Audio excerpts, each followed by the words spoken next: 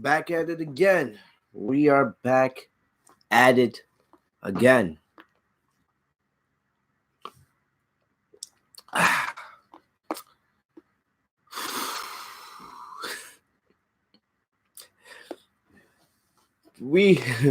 Paul Heyman, right. Paul Heyman was going to be the change that Monday Night Raw needed, right?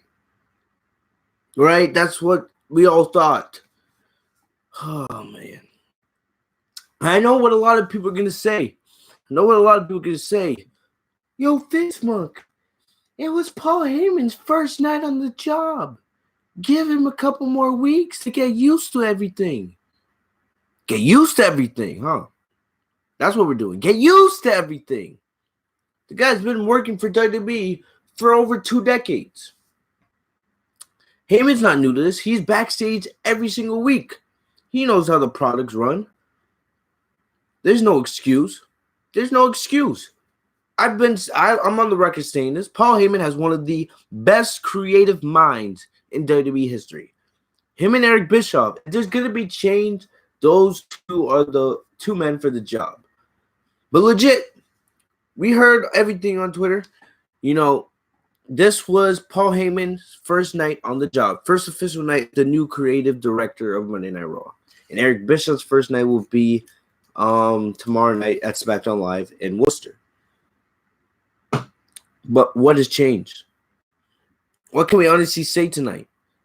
Tonight was Paul Heyman's first night on the job, and nothing's changed. It's the same old formulated bullcrap. Matches that don't make sense. Matches that go way too short or way too long. Booking decisions that make you cringe. The only good part of the show that I can think of off the top of my head was Bray Wyatt. Bray Wyatt finally returning, making his debut as, I guess what they're calling him, the Fiend. That's his new gimmick going forward, the Fiend. But other than Bray Wyatt's appearance tonight, which was absolutely spectacular, what was different about tonight from what we've seen in weeks past? Absolutely nothing. Absolutely nothing. Paul Heyman hasn't changed a damn thing. WWE is just as bad as it was before. Part of me feels like that Paul Heyman fully hasn't took control yet. Part of me feels like Vince McMahon is still making the decisions. That's what I think personally. After what we saw tonight, I honestly don't know what to say, really. At most of these decisions, I don't even get mad anymore. I just sit here and cringe. I just sit here and think, wow, this is the best WWE can do.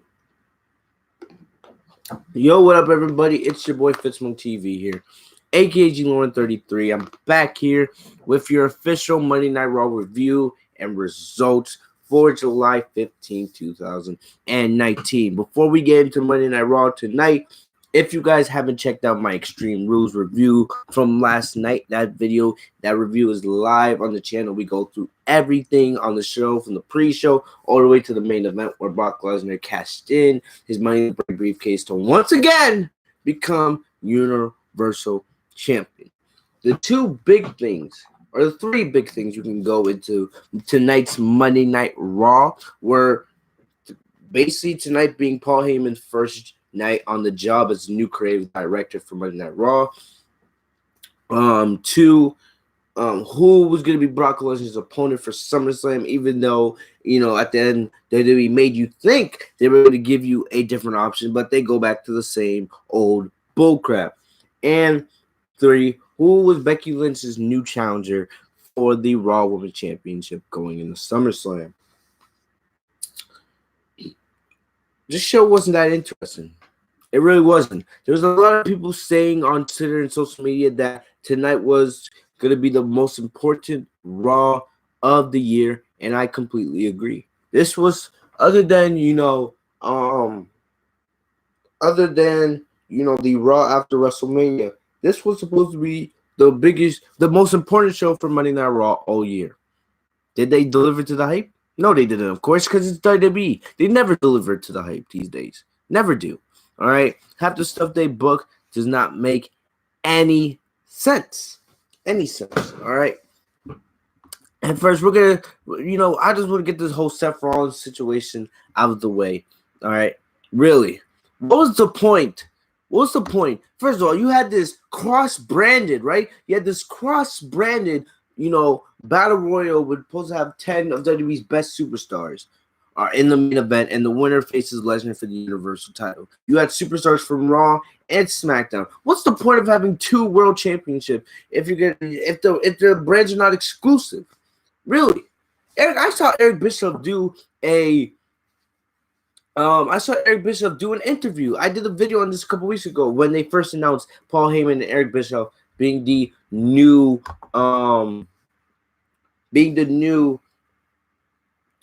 heads of Monday Night Raw and SmackDown Live in terms of the creative department.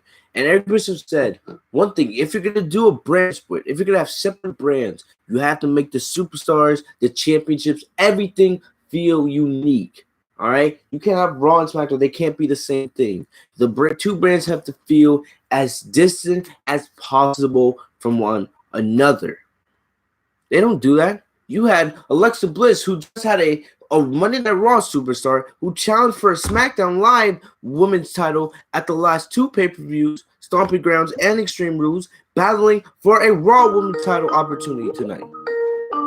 What kind of nonsense is that? What kind of sense is that? And how many SmackDown superstars tonight did you have challenging for the Universal title #1 contendership tonight in that battle royal?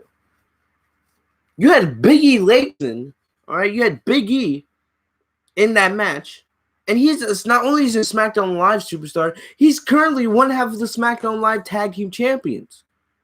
Why is he needed in this match? Why? I honestly don't understand WWE's logic. All right, if Eric Bischoff and Paul Heyman want to make the brands feel, unique and distant from one another, they didn't do a good job of that tonight. Another thing, the superstars that they actually had in this battle royal made no sense. No sense. All right, for the most part, it was just a bunch of losers. People who have either people that are just viewed as losers on WWE television, or superstars that we haven't seen in months. For example, Randy Orton. I love Randy Orton, all right? One of my favorites of all time. But we haven't seen him since Super Showdown, which was about a month and a half ago. He hasn't appeared on SmackDown Live, hasn't appeared on Raw, hasn't appeared on any WWE television since Super Showdown. But he gets to be in the Battle Royal. Rey Mysterio just came back from injury. What has Rey Mysterio done? Absolutely nothing. And he's put in the Battle Royal. Bobby Lashley lost a last man standing match to Braun Strowman at Extreme Rules last night. He's a loser, but he still gets to be in the Battle Royal. What sense does that make? Honestly, it doesn't matter if you win or lose matches in WWE anymore. It doesn't matter. You can lose 100 matches, 200 matches. Hell, you can lose as many matches that Kurt Hawkins lost in the last couple of years and still get easy title opportunities because WWE doesn't think. WWE doesn't have any logic whatsoever when it comes to these things. It's mind-blowing, the logic gaps that come when these companies' decisions. It makes zero sense whatsoever. You had Paul Heyman stand out there as Brock Lesnar's advocate, as Brock Lesnar was on the top of the ramp watching the Battle Royal. And Paul Heyman, I wonder what Paul Heyman was thinking. All right, he had to be thinking because now most people know that he is the creative director for Monday Night Raw. So I'm sitting there thinking, I wonder what Paul Heyman is thinking, man. Like, damn, what a way to start off my first Raw as a new creative director. This is what we're doing. No logic. Makes no sense. And the worst part of it all is the winner, the outcome, makes the match look absolutely pointless. Yes, I know WWE no longer does the whole you get an automatic rematch every time you lose a championship. I understand that completely. All right? And I'm glad WWE did away with that. But the fact is, WWE, all they do is have instead of just giving the superstar the rematch like they used to do, they just do some kind of weird #1 contenders match. And then just have that superstar earn his rematch that way instead of giving us a fresh feud, instead of giving us a fresh build. This makes zero sense. Seth Rollins, and I ranted about this on my Extreme Rules review last night. Seth Rollins won the Universal title at WrestleMania. He beat Brock Lesnar. Then not only did you have Seth Rollins lose the title, his title reign was, not good whatsoever. It was one of the worst Universal title reigns we've seen in recent memory.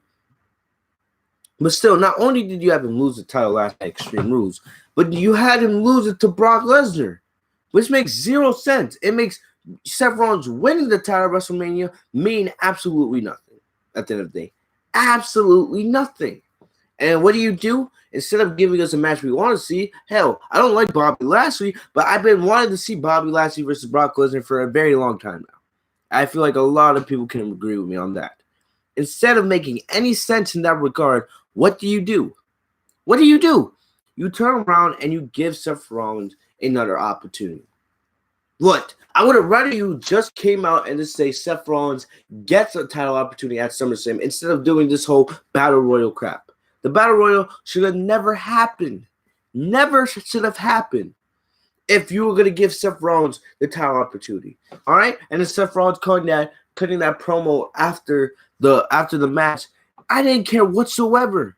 I didn't, because I was like, we don't care. We've seen this feud over and over and over again. We've seen this match over and over and over again. It's coming to the level of Roman Reigns. I was scared that Roman Reigns was about to become the number one contender tonight. I honestly don't see why. Lesnar clearly doesn't care. All right, he doesn't care. Because legit, all he does is face Reigns, Rollins, repeat. He doesn't care. Man, Lesnar's walking out with, $1 million paychecks each and every week he shows up. It's absolutely mind-blowing how dumb this company was. You did this whole Battle Royal. You promoted it all day just to give us Seth Rollins. All right? And to be honest, Seth Rollins has lost all credibility in my eyes. After what happened last night, I don't care for Seth Rollins versus Brock Lesnar at all. And that will probably be your main event of SummerSlam. Absolutely garbage. Absolutely garbage. That's just quickly my thoughts on that. Honestly, I don't have much to say on this show. But we're going to go through the show pretty quickly. I'm going to go through each of the matches. So the show started off with Brock Lesnar kicking off Raw, new Universal Champion. Paul Heyman reminded the fans that he promised Lesnar would leave Philadelphia with the title. Spoiler alert, we all know this, all right? He was telling the audience to boo themselves for not listening when he told them exactly what was going to happen. He followed up by announcing the cross-branded Top 10 All-Star Battle. And they revealed Seth Rollins, Randy Orton, Big E, Cesaro, Braun Strowman, Rey Mysterio, Baron Corbin, Sami Zayn, Bobby Lashley, and Roman Reigns. We already went through most of these names, how most of the people on this list should not be in this opportunity. Seth Rollins is a loser. He's a loser. He's basically Brock Lesnar's bitch at the end of the day. Let's be serious about that. Randy Orton hasn't been on television since Super Showdown.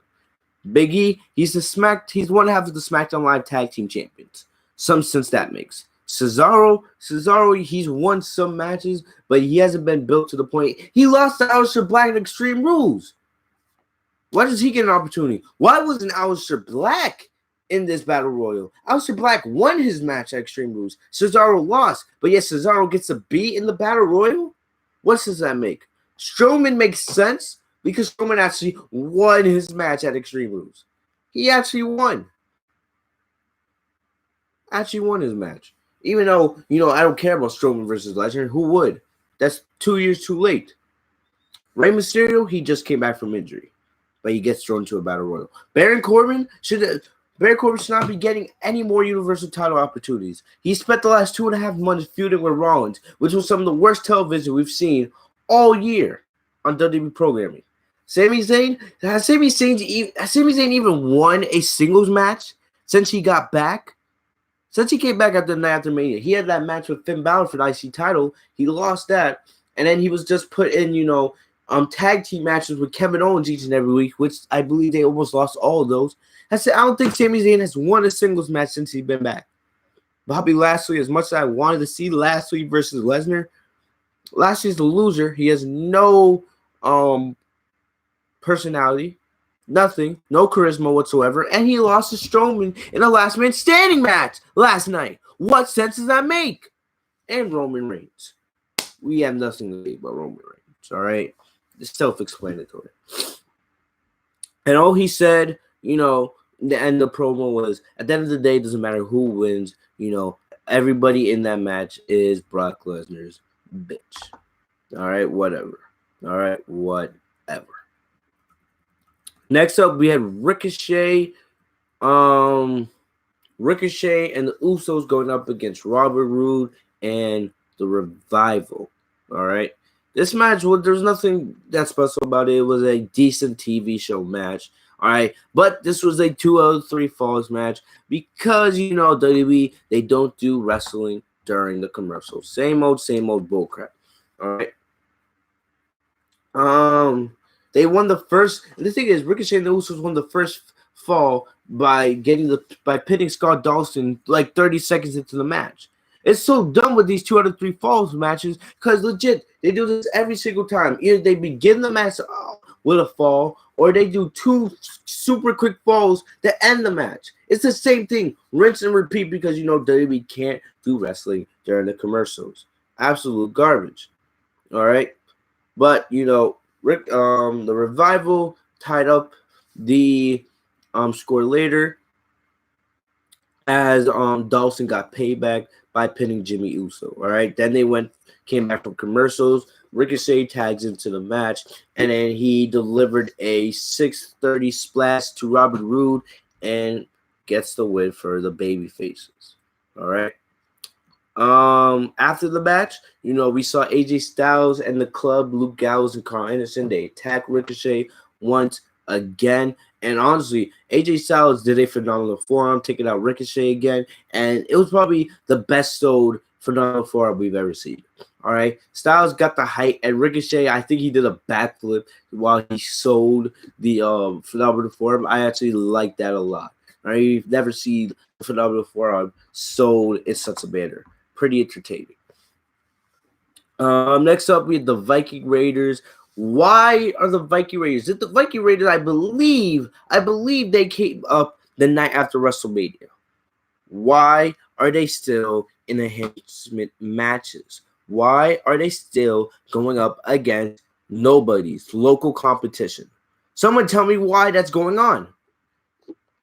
Please, I'll wait. They've been on the main roster now for 3 months. And they still have not been in one legit feud. Not one. I have no idea what they're doing. It's legit come to the point. They do this with everybody. They did this with Lars Sullivan. They do this with everybody they have on their roster. Every time they bring somebody up from NXT and they start building them up, they put them in 1,000 enhancement matches that no one gives a crap about. Why? Why? It makes 0 sense. 0 cents. All right, and it made the Viking Raiders look pretty much like idiots. Pretty much made them look like idiots. Put them in a legit feud, build them up for the Raw Tag Team Championships. That's what you should be doing. Next up, we had Cedric Alexander versus Drew McIntyre. I was actually intrigued by this match because, I've been wanting to see Cedric Alexander get some legit shine on Raw, and he did get some shine last week in that tag team match when he had the mask on when he was dressed as a janitor. And it was a pretty good backstage segment that took place before this between Drew McIntyre and Cedric Alexander. All right, they were going after each other. Drew's like, you embarrassed me last week, and now I'm going to make you pay. I'm going to destroy you tonight, yada, yada, yada. And Cedric Alexander said, this week, the joke is on you. And actually, the end of the match, McIntyre goes for a reverse Alabama slam, but Alexander countered it into the victory with a roll-up for the huge upset victory. All right, big upset for Cedric Alexander. Will this put him in the higher heights? Will we see Cedric Alexander finally get some kind of push on Monday Night Raw? I hope, But I don't trust WWE. I don't trust Vince. I don't trust Kevin Dunn. I don't trust anybody in that backstage. None of them. All right, legit. I love Cedric Alexander. All right, and I'm glad that he's finally getting some TV time. All right, but honestly, where is this gonna lead? All right, Cedric Alexander will be in catering in a couple weeks, right back going chasing after the 24/7 title. Let's be honest. But this match wasn't bad for what it was. I enjoyed. I was happy Cedric got the win. But I don't have any hopes that this is gonna help him because, let's be honest, it's WWE. Next up, in the highlight of the night, Finn Balor, Samoa Joe both lost title match history. Samoa Joe lost in his WWE title match against Kofi Kingston, and Finn Balor lost his IC title to Shinsuke Nakamura. All right, but basically this was a very short match, and we've seen Samoa Joe and Finn Balor. They faced each other many times, and they've had so many good classics. Let's go watch their NXT matches. They've actually had a couple good matches on the main roster as well, but legit, this match, was only a couple minutes long. Basically, Joe beat Balor with a roll-up, 1, 2, 3. After the match, Joe then continued to attack Finn Balor and tried to put Balor in the coquina clutch, but Balor fought back and hit Joe with a sling blade, and then took Joe out with the coup de grace.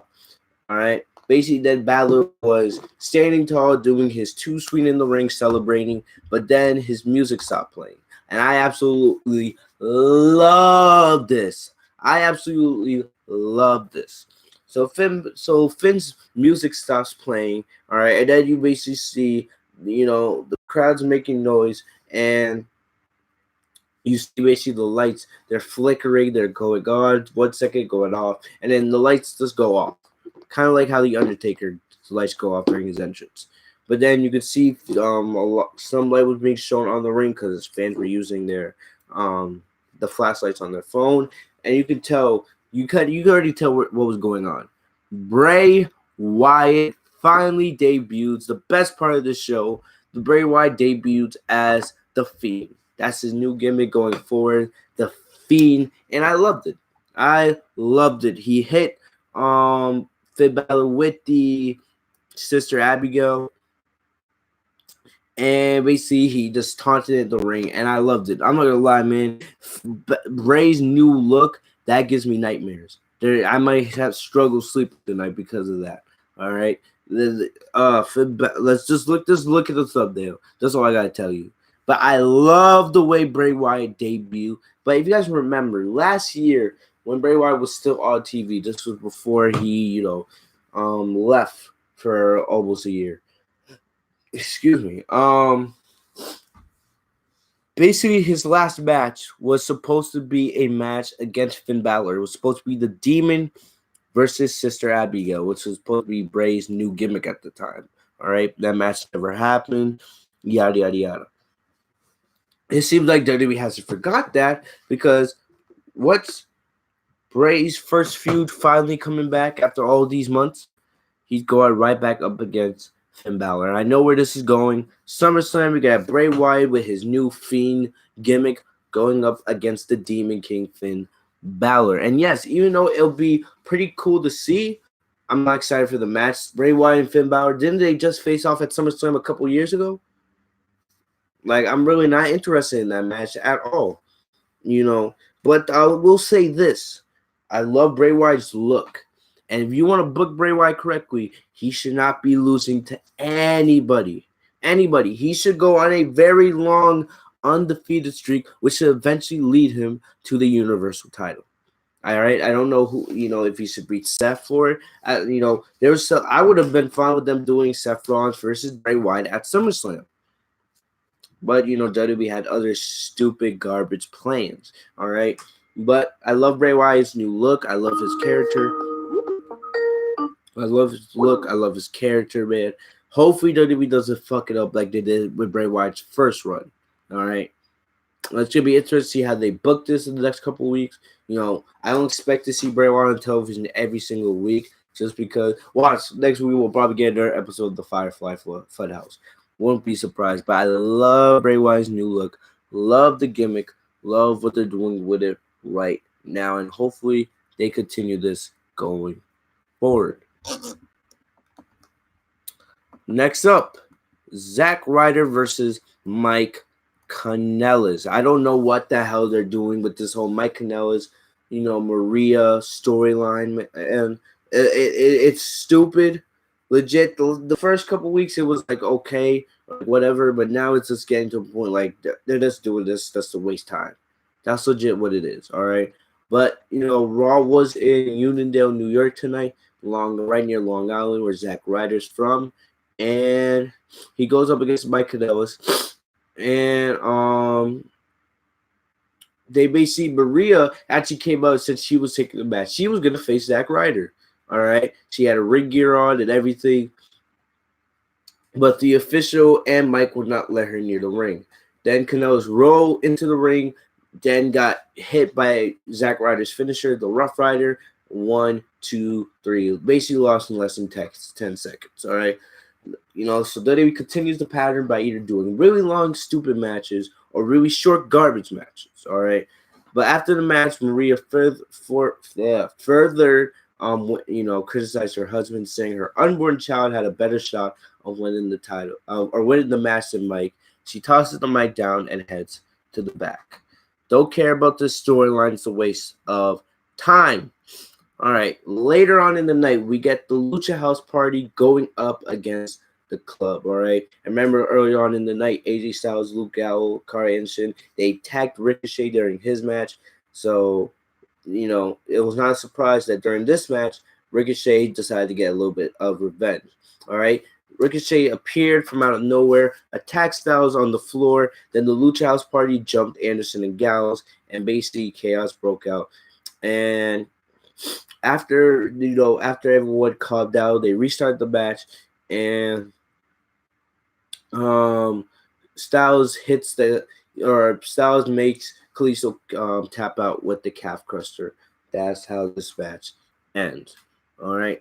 Like I said, I love Styles, I love Ricochet, but it makes 0 sense to me what they're doing. 0 sense to me what they're doing. Hopefully this leads. The only way this could lead is Ricochet versus Styles in a ladder match at SummerSlam. That's what they should be building towards. Will they do it? Probably not, because WWE has no creative mind whatsoever. But we'll have to wait and see. And probably the worst thing of tonight, we had a fatal 4-way #1 contenders match for the Raw Women's Championship. We had Becky Lynch. She came out. She took a chair and was sitting on ringside. And legit, this shit went on for way too long. Went on for 30 minutes. 30 minutes. This match was absolute garbage. It was garbage, all right? Carmella got rolled up by Alexa. That's how she got eliminated. And then for the next 15 minutes, you have Natalya, not Carmella. You have Natalya and Alexa and Naomi legit interfering in every single move the one superstar does to another. And legit, Alexa Bliss, I'm going to say this, all right? I've met Alexa Bliss twice. All right, I've met Alexa Bliss twice. She is one of the sweetest. I'm not kidding when I say this. She's one of the sweetest people you could meet. Very sweet person. All right. I remember I told her once at a meet and greet how that when she was in NXT, I basically told her that she wasn't the best wrestler when she was in NXT, and she actually agreed with me. She was like, "Yes, I was garbage. Everyone no one liked me back in NXT," and she's a very nice person, but to be honest, she can't wrestle. She can't wrestle. The fact is, Alexa Bliss has been being pushed for 3 years now. She's a 5-time women's champion. Every time I say, every time that the words come out of my mouth that Alexa Bliss is a 5-time women's champion, I want to throw up. Legit, she can't wrestle. Yes, she's pretty athletic. She has a great looking body. Her abs are on fleek, but when it comes down to it, she really can't wrestle at all. At all. She's legit a gymnastic, someone who did gymnastics. You guys seen her photos, right? She's basically a gymnastic. That's basically, she's like a ballerina in the ring. Someone who knows how to do all these athletic moves. But when it comes down to pure wrestling skills, she doesn't have it. All right. Every time she was in the ring, interfering in pinfalls or whatever, getting involved where she didn't need to be. Legit, all she did was rest holds. Half of her, I would say 70 to 80% of her offense in this match was just her doing rest holds. And this match went 30 minutes. 30 minutes. Like, why? Why? And you have the crowd chanting, "This is awful." Yes, this is awful. All right? Natalia, I'm sorry. I'm sorry, Natalia. You're not terrible, but honestly, I don't care about Natalia. I have zero care for Natalia when it comes to anything, WWE-wise. All right, Naomi, she hasn't been booked serious in years. Years. Carmella, she's more R-Truth's best friend than a wrestler these days. Like, I honestly just don't get it. Really don't. All right? And people wanted, when Sasha Banks left or went on vacation or whatever she's doing, right? And Sasha Banks is, in my opinion, the best female wrestler in the world. If you don't like that, get the hell off my channel. Oh, man. But when people, Sasha Banks left, everyone was calling her, "Oh, yeah, she's a crybaby. She's a little bitch. She's all this and that. She left her company just because she lost." No, Sasha Banks, hasn't been back because she sees the trouble that WWE's causing. She sees where the WWE product is. She sees that the women's division isn't being built up the way it should be. Ever since Ronda Rousey left, the women's division has been absolutely garbage. Same thing with Sasha being gone. There's legit nobody. It said Becky Lynch has been stale for months. Becky Lynch has been stale for months. Ever since she won that title at WrestleMania. Ever since Ronda Rousey left. And she finally ended her feud with Charlotte. She's been stale. She's been feuding with Lacey Evans the last 3 months. And now she's going up against Natalia. No one cares. No one cares. This is not the feud that's going to get Becky Lynch's momentum back. You need Sasha. You need Ronda. You need Ember, Shayna Baszler, somebody that's going to bring out that fire in Becky Lynch, the fire she was using on her road to WrestleMania. Becky has become so stale in the last couple months. So stale. And Natalia is not it. Not it at all. Yo, everyone was getting mad at Sasha for leaving, bashing her all over the internet.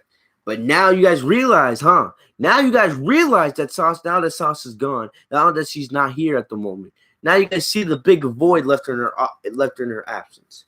You can also kind of say the same thing about Charlotte. As much as I dislike Charlotte, her not being around, the SmackDown Women's Division ain't doing much better. Becky and Bayley, they're both champions that we love. All right, I don't love Bayley. I'm a Becky fan, but most people love Bayley. And, most people don't have a problem with those two being champions, especially since that's 2 of the 4 horsewomen.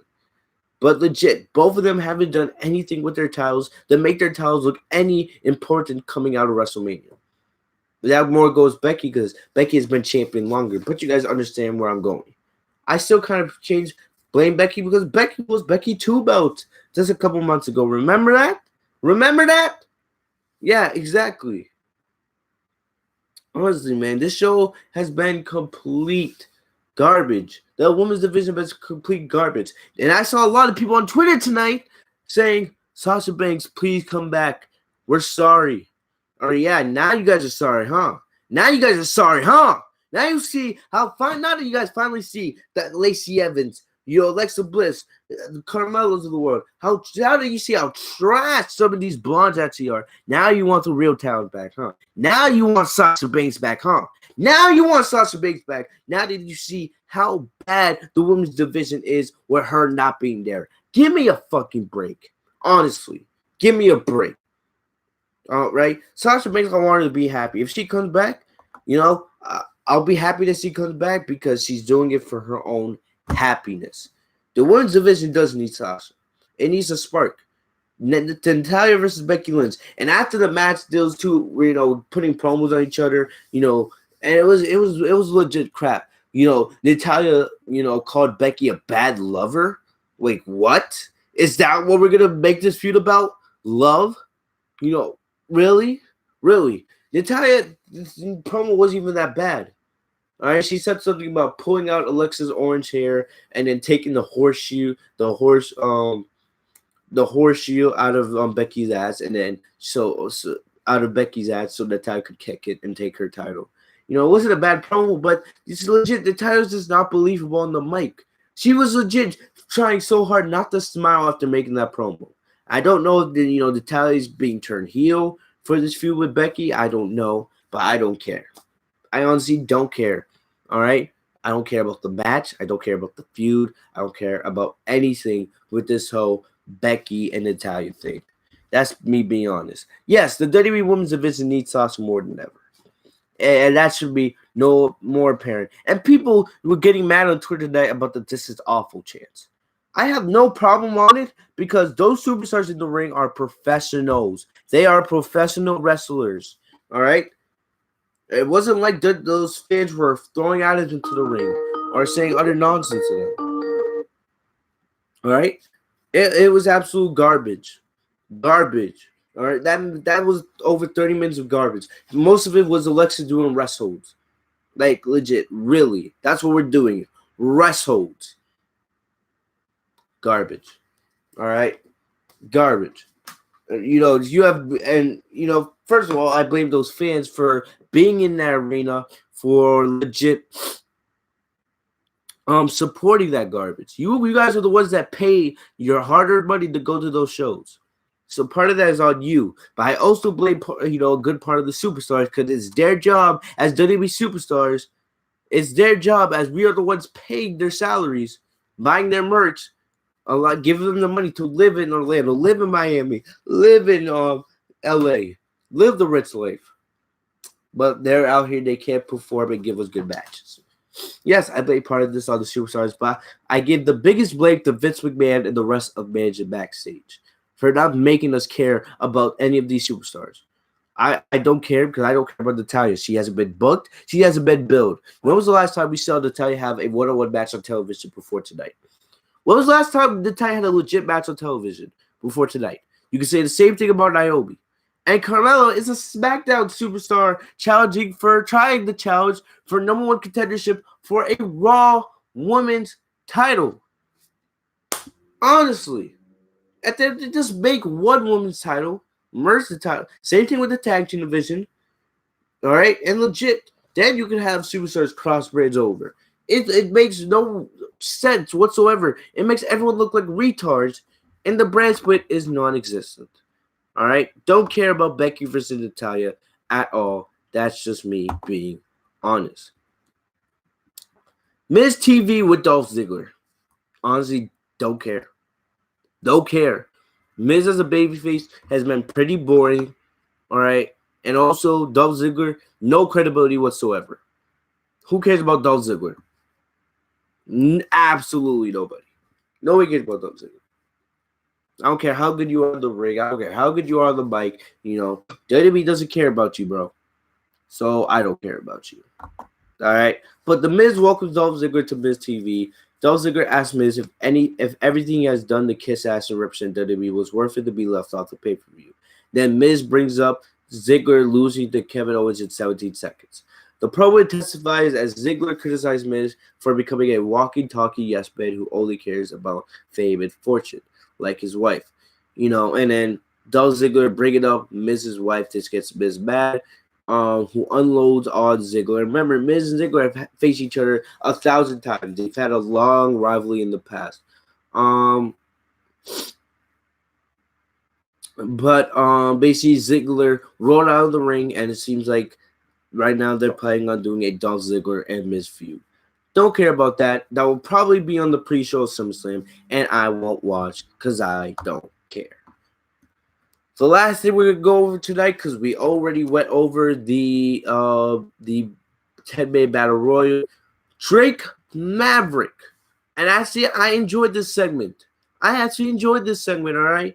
I actually kind of like this stuff for the 24/7 championship, even though this is the road to SummerSlam, and you should be booking your shows a lot more seriously. Not gonna lie, I kind of enjoyed this. Drake Maverick was in a hotel room with his wife. and basically they were gonna consummate their marriage by having sex for the first time. TV storyline wise. All right, let's be serious. So basically, his wife was like, "Oh yeah, you better get some comfortable clothes." Blah blah blah. And legit, Maverick takes off his robe, and he looked naked, but he wasn't naked. Not gonna lie though, Drake Maverick is kind of ripped. Pause. But not gonna Drake Maverick though. You can tell he's been in the gym working out. But anyway, Drake Maverick, well, he looked naked even though he wasn't. He had boxers on. But he basically looked naked. The only thing that was really covering him was the 24/7 championship. Then he gets into the bed with the 24/7 championship, and his wife is about to take off her clothes. And you can tell it looks like WWE is really trying to push the borders. They're trying to get out of this PG era and be a little more explicit. But then Maverick's wife is like, "Wait, I ordered us room service, champagne," and Maverick's like, "Hurry up, man! I want to get it on. My little buddy can't wait." It was pretty weird line, especially since there's a lot of kids in the audience. But basically, you could tell what he was trying to say. All right, he was basically trying to get his his danger area already all hard and ready to unleash. All right. But honestly, this was not a bad segment. You see Arch after they deliver the champagne. You see R-Truth. He was in the cart. He was under the cart of champagne, and then from behind, he had a ref with him. He rose up Drake Maverick. Maverick actually kicked out, but then R-Truth slammed Maverick on the bed, pins him 1, 2, 3. R-Truth is now, I believe, a 9 or 10 time 24/7 champion. All right, and then you see Drake Maverick running down the hall in his boxers, trying to catch up the Truth to get the title back, and his wife is legit screaming in terror on the bed. But I'm not gonna lie, I actually enjoyed that segment. It's pretty funny, pretty hilarious. But honestly, in my personal opinion, you should not have those kinds of segments on your shows, especially if you're building towards your second biggest pay-per-view of the year, your mini WrestleMania, SummerSlam.